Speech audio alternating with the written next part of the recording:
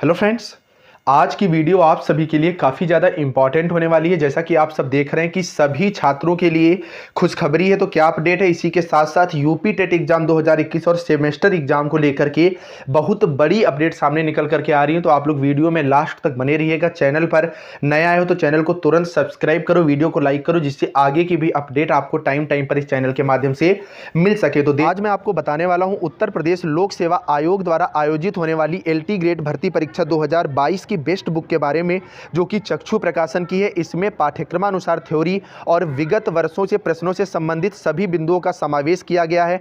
इसी के साथ साथ LT ग्रेड भर्ती परीक्षा 2019 के सभी सॉल्व पेपर को इसमें समाहित किया गया है। इस बुक में सबसे बड़ी खासियत यह है कि इसको बिल्कुल नए सिलेबस और एग्जाम पैटर्न के साथ रखा गया है। एक्सपर्ट्स की देखरेख में तैयार की गई एक बेहतरीन बुक है, जो कि आपको निश्चित 100% सफलता दिलाने के लिए पूरी तरह से एक बुक जो है वो काफ़ी है। तो ऑनलाइन खरीदने के लिए लिंक नीचे डिस्क्रिप्शन में है। आप इसे पड़ोस की बुक स्टॉल से भी खरीद सकते हैं। क्वेश्चंस के लेवल पर अगर आप बात करोगे तो यहाँ पर क्वेश्चंस का लेवल बिल्कुल जो आपका एग्जाम आना है उसी के आधार पर रखा गया है। इसी के साथ साथ चक्षु प्रकाशन की और भी बुक्स जो है वो मार्केट में लॉन्च हो चुकी हैं। तो आप इन्हें जो है ऑनलाइन और ऑफलाइन दोनों माध्यम से खरीद सकते हैं। तो अभी जाओ और बुक को खरीदो। देरी ना करते हुए हम लोग बढ़ते हैं। तो यहाँ पर अगर आप देखोगे, उत्तर प्रदेश में उच्च शिक्षा विभाग जल्द ही छात्रों को डिजिटल अंक सूची, डिग्री और अन्य प्रमुख दस्तावेज जो है वो उपलब्ध कराएगा। इस दिशा में विभाग ने काम जो है शुरू कर दिया है। खास बात यह है कि यह दस्तावेज पूर्व से सत्यापित रहेंगे और छात्रों को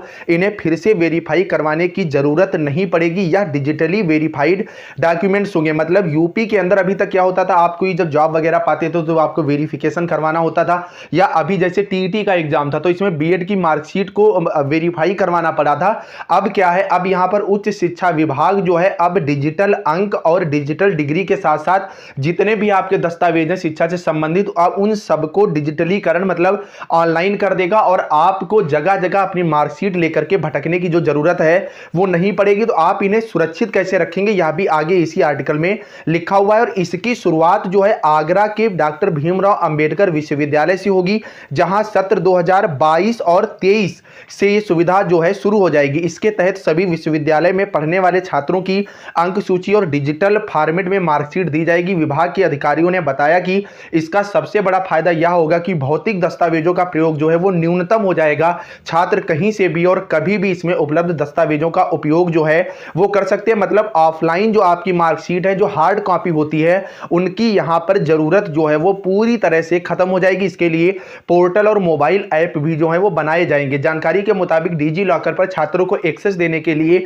लिंक मोबाइल ऐप या पोर्टल पर उपलब्ध रहेगा। इससे संबंधित सरकारी और निजी कॉलेजों को रजिस्ट्रेशन जो है करवाना होगा। इसके तहत विश्वविद्यालय के अंतर्गत नामांकित छात्र डिजिटल लॉकर की सुविधा के लिए छात्र को ऐप अथवा वेब पोर्टल पर आधार व ईमेल के माध्यम से रजिस्ट्रेशन करना होगा। और जैसा कि मुझे जानकारी मिली है उसके अकॉर्डिंग आगरा यूनिवर्सिटी के साथ CSJMU मतलब कानपुर यूनिवर्सिटी भी इसी सत्र से इस चीज को जो है शुरुआत करने की मूड में। डिजिटल दस्तावेज आप कैसे दिखाएंगे, तो एक बार डिजी लॉकर में अंक सूची और अन्य दस्तावेज उपलब्ध होने के बाद छात्र अपने साथ मूल दस्तावेज रखने की जरूरत नहीं होगी। इसी से सत्यापित अंक सूची जो है प्राप्त की जा सकेगी और दस्तावेज गुम होने जैसी कोई भी समस्या नहीं रहेगी, क्योंकि आपके ऐप स्टोर में आपकी मेल आईडी पर आपके मोबाइल नंबर से सारे के सारे जो हैं वो लिंक होंगे। नेक्स्ट हम लोग बात करेंगे सेमेस्टर एग्जाम को लेकर के। तो पहले मैं बता दूं, अगर आप बीएड या BA BSc BCom semester exam की बात कर रहे हैं तो लखनऊ यूनिवर्सिटी को लेकर के कल मैंने एक बहुत इंपॉर्टेंट वीडियो बनाई थी, जिसमें स्पष्ट रूप से कह दिया गया था कि जो एग्जाम है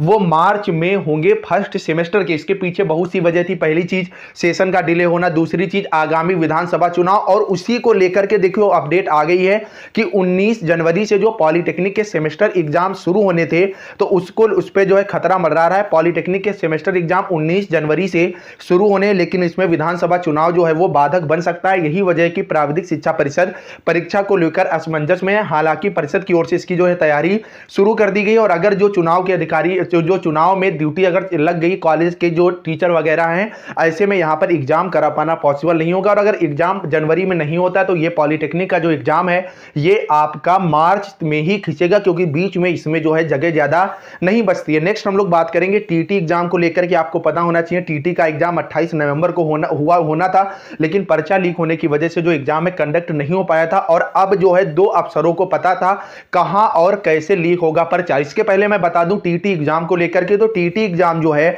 वो 23 जनवरी को अब नहीं होगा। इसके पीछे वजह क्या है डिटेल से मैंने वीडियो बना दिया था।